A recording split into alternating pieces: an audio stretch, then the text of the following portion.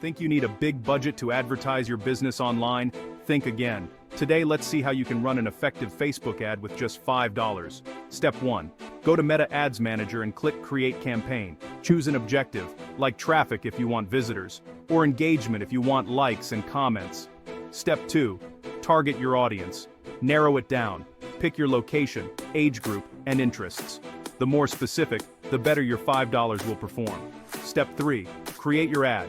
Use a clear image, a short message, and a strong call to action. Something like, try our handmade soaps, 20% off today. Step 4. Set your budget to $5 and run the ad for 1 day. Monitor how many people it reaches. You'll be surprised how far $5 can go with the right targeting. Even a few dollars can build your brand if you know how to spend smart. Start small, test, and grow, because marketing doesn't have to be expensive to be effective.